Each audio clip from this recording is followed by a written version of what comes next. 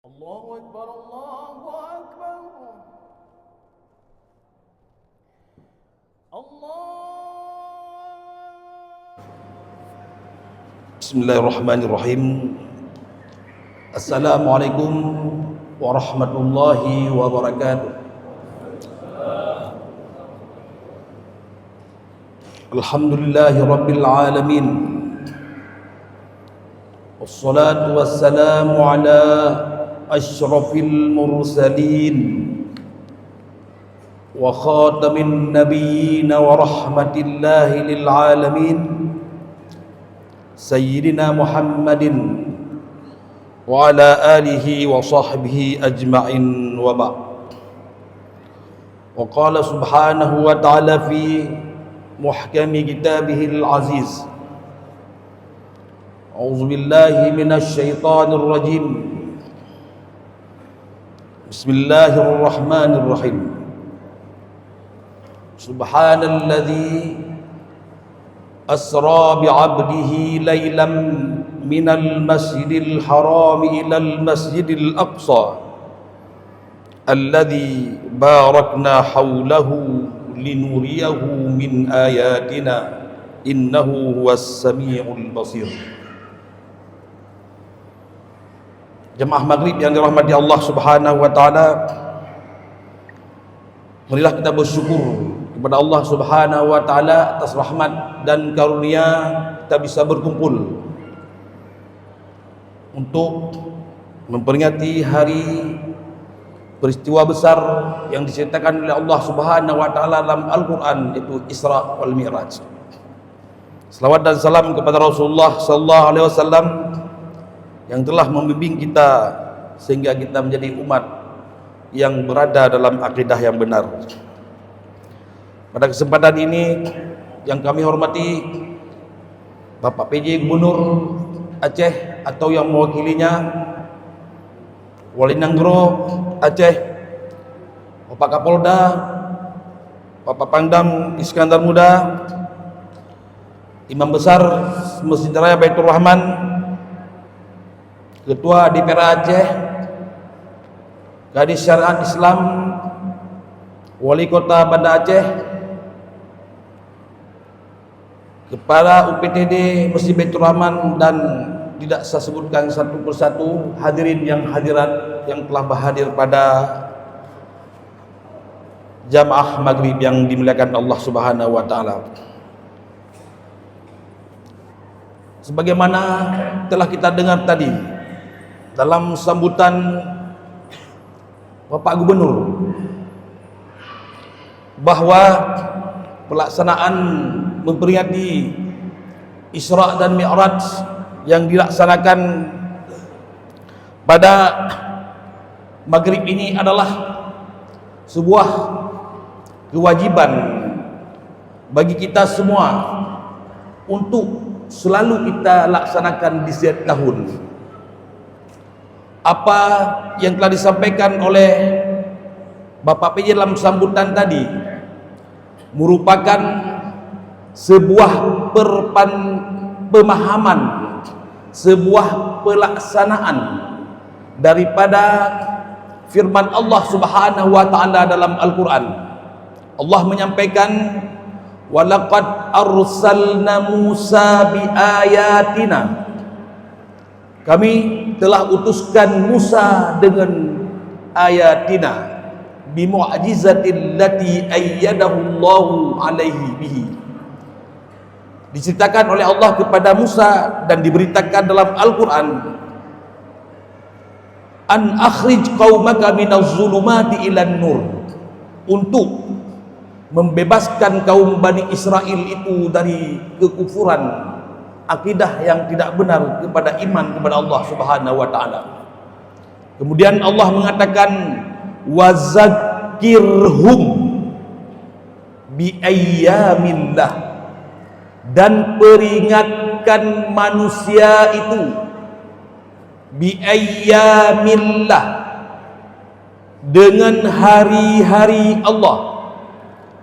Hari yang kita nikmati, yang kita jalani sekarang ini adalah hari-hari Allah.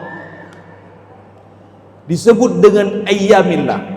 Allah mengatakan, menyuruh Rasulnya untuk memperingatkan hari-hari Allah. Hari-hari itu berasal dari bulan. Hari-hari itu akan menjadi bulan. Bulan itu berjumlah 12 bulan, sebagaimana disampaikan oleh Allah Subhanahu wa taala dalam Al-Qur'an, inna iddatash syuhuri indallah 12 syahran fi kitabillahi yauma khalaqas samawati wal ard. Jadi jumlah dari hari-hari itu menjadi bulan. Jumlah bulan dalam kalender hijriah kita adalah 12 bulan. Dalam Masih juga 12 bulan. Tidak ada bulan itu 13. Kalau ada 13 namanya gaji 13 atau gaji 14. Itu tidak dipersoalkan. Tetapi bulan waktu yang telah ditetapkan oleh Allah adalah 12 bulan. Dalam 12 bulan itu ada 4 bulan hurum, termasuklah salah satunya adalah bulan Rajab. Di bulan Rajab ada waktu yang disebut dengan hari. Hari itu berasal dari jam. 1 jam, 2 jam, 3 jam, 24 jam, 1 hari. Jam itu berasal dari menit. Menit itu berasal dari detik, dan seterusnya. Ini adalah sebuah kajian sains fisika yang tidak boleh tidak terpisahkan dengan waktu yang kita alami dan kita jalani sekarang. Ketika Allah mengatakan peringatkan manusia pada hari-hari Allah, kenapa? Karena dalam setiap hari itulah dia waktu. Dalam setiap waktu itu akan ada namanya al-ahdas. Walikulli ahdasin, setiap al-ahdas, setiap kejadian dia tidak boleh terjadi di luar waktu. Dia terikat dengan zaman dan tempat. Contoh, terjadi kecelakaan lalu lintas. Ketika diperiksa oleh bapak polisi, tempat waktu tidak boleh kejadian itu keluar daripada tempat dan waktu. Maka ulama mengatakan likulli ahdasin, setiap kejadian lahu zamanun, dia itu ada waktu dan tempat. Kejadian Isra wal Mi'raj, kalau diukur dengan waktu dan tempat, mungkin akan menjadi sebuah permasalahan di dalam diskusi yang panjang. Maka kejadian ini Allah mengatakan menyuruh, mengingat kembali, disuruh peringatkan umat. Ini bukan hanya kewajiban pemerintah Aceh, bukan hanya kewajiban Bapak Imam Besar Mesir Raya, bukan hanya kewajiban para ulama-ulama, akan tetapi kewajiban kita semua untuk terus memperingati hari ataupun peristiwa Isra dan Mi'raj Rasulullah SAW yang terjadi dalam bulan Rajab. Untuk apa? Liyakuna ibrah, untuk kita mengambil ibrah. Alimul fada, ahli astronomi, dia akan mengambil ibrah dari kejadian, dari peristiwa Isra dan Mi'raj. Kemudian yang lain, seluruh kejadian keahlian sains yang ada sekarang terikat dengan kejadian Isra dan Mi'raj yang terjadi 14 abad yang lalu.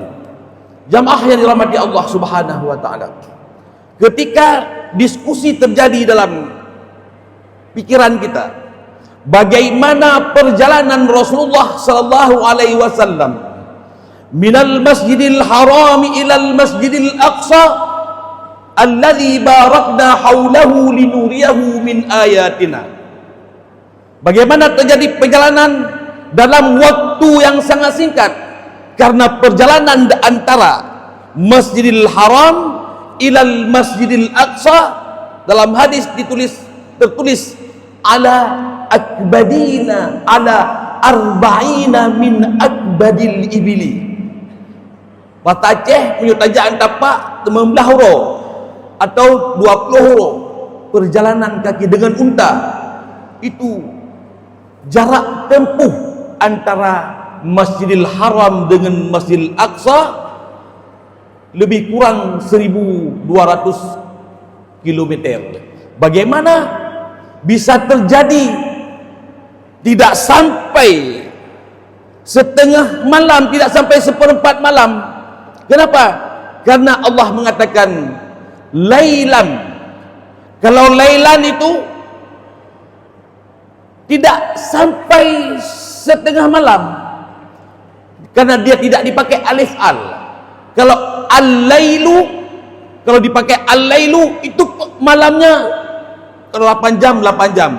Allah mengatakan lailan, bermakna bahwa percepatan dengan kekuatan zat, kekuatan quwwatul quwwah, sumber daripada sumber segala kekuatan yang ada di dunia ini, itulah disebut dengan kekuatan zat.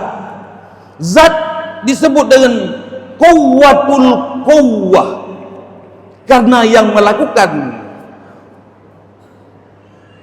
yang memperjalankan hambanya adalah bukan Nabi sendiri, akan tetapi Allah yang memperjalankan hambanya minal Masjidil Haram ilal Masjidil Aqsa dan sampai ke Sidratul Muntaha.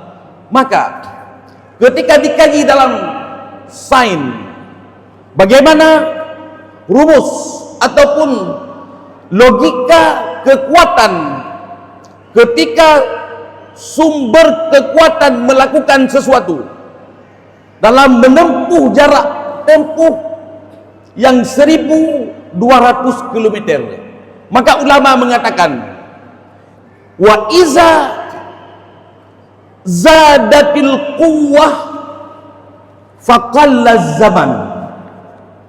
Apabila bertambah kekuatan maka sempitlah waktu. Kita beri contoh, perjalanan Banda Aceh Medan ditempuh dengan bus HiAce ataupun kendaraan lain dalam kecepatan yang standar itu 9 jam. Kalau dari Banda Aceh kita pergi ke Medan jalan kaki, mungkin sebulan. Kenapa? Karena kekuatan kita pakai jalan kaki.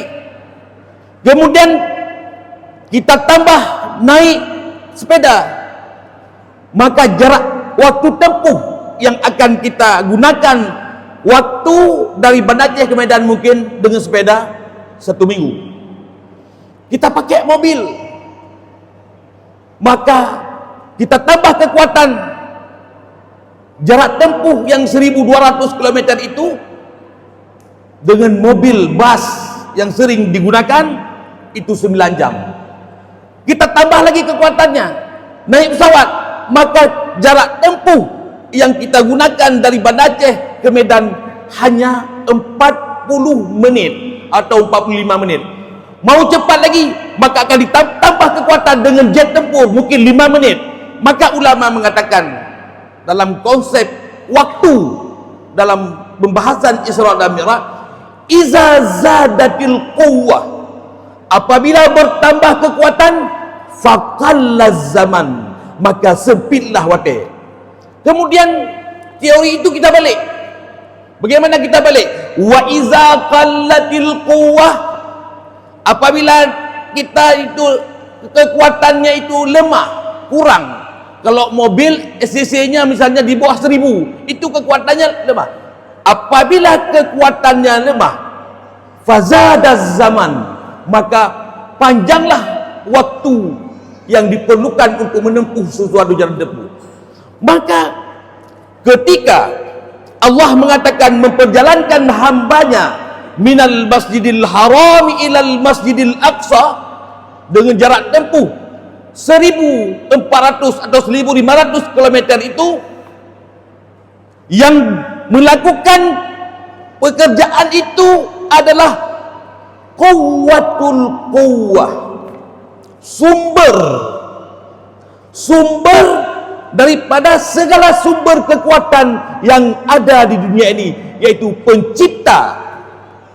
Maka Allah bisa saja mengeluarkan, tidak memakai waktu. Kenapa? Karena waktu, menurut Imam Muhammad Mutawalli Sya'rawi rahimahullah, beliau mengatakan waktu itu adalah makhluk, dia itu diciptakan oleh Allah.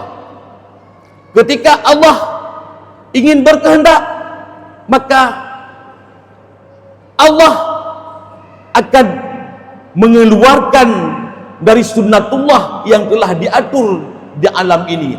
Artinya Allah itu tidak butuh waktu dan tidak terikat dengan zaman dan waktu.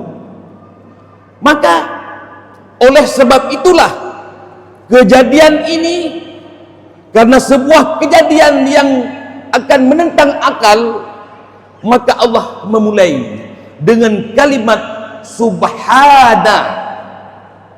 Makna subhana, arti daripada subhanalladzi asra, artinya adalah maha suci Allah.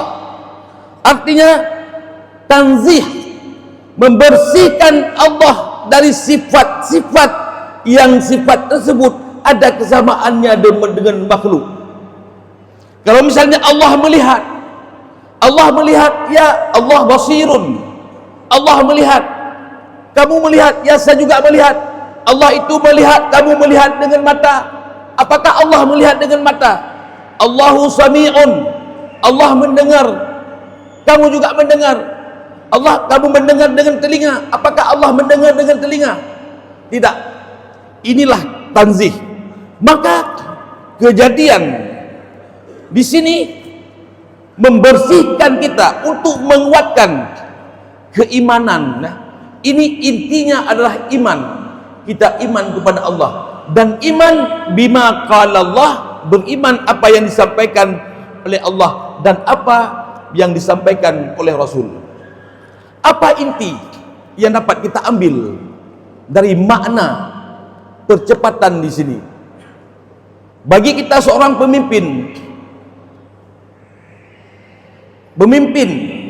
apabila seorang pemimpin lembek, artinya dia itu kerjanya loyo, maka capaian kinerjanya akan jauh daripada yang diharapkan.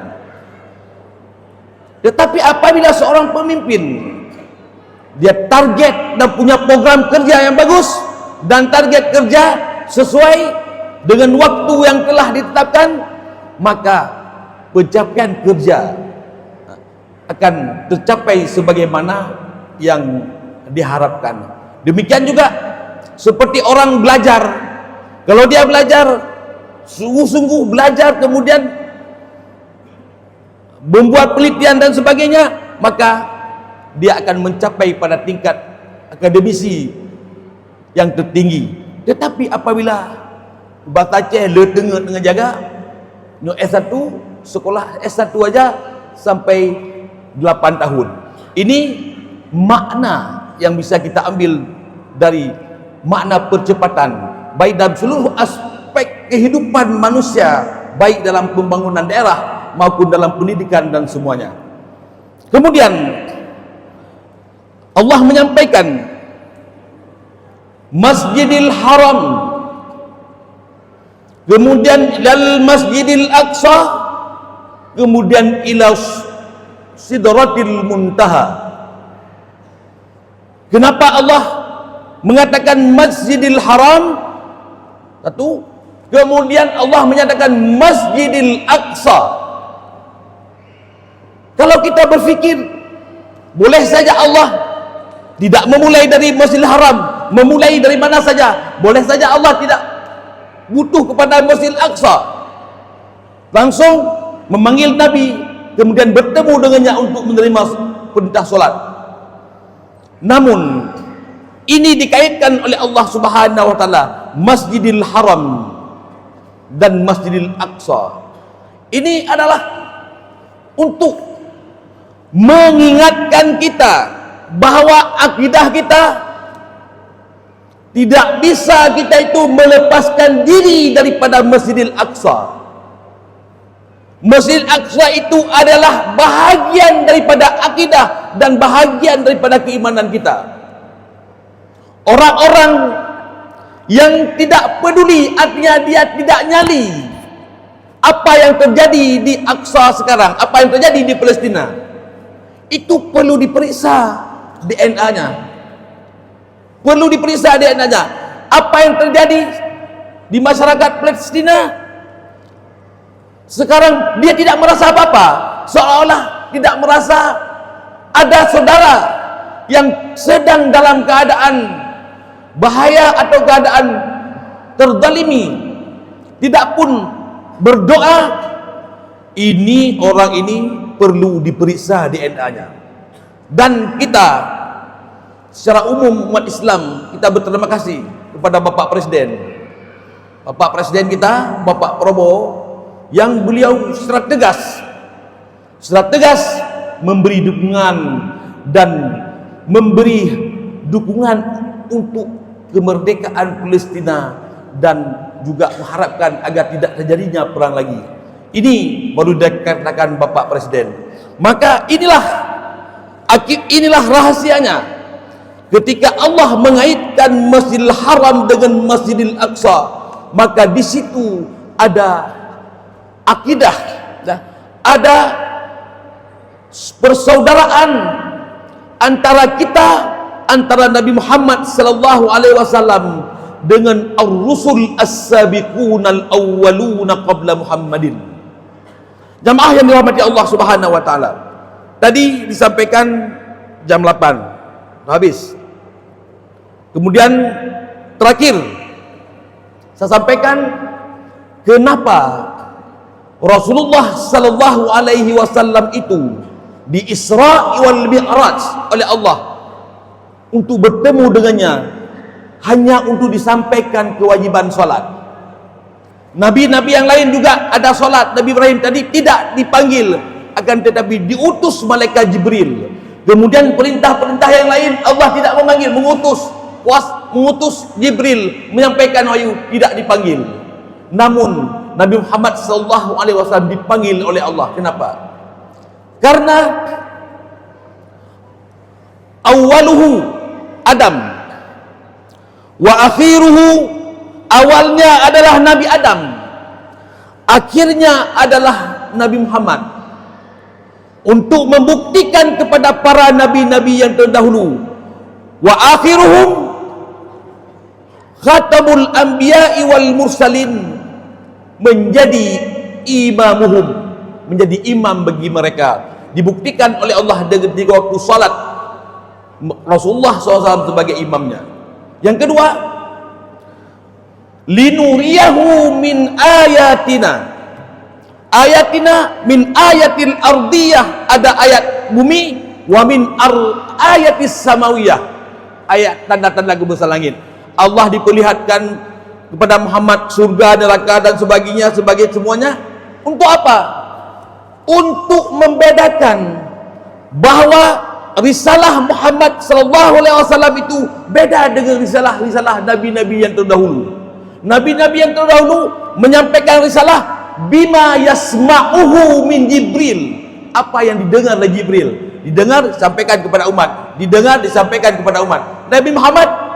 Nabi Muhammad sallallahu alaihi wasallam menyampaikan risalah bima yasma'uhu min Jibril, apa yang dia dengar dari Jibril, wa bima yarahu, dan apa yang dia lihat fi lailatul Isra'i wal Mi'raj, pada malam Isra dan Mi'raj.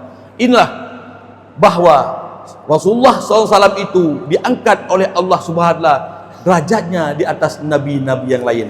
Demikian yang dapat kami sampaikan, karena sudah pas nanti lewat waktu. Mudah-mudahan bermanfaat bagi saya sendiri dan bagi jamaah yang dirahmati Allah Subhanahu wa taala. Untuk memberkahi malam Isra dan Mi'raj, marilah kita tutup dengan doa bersama.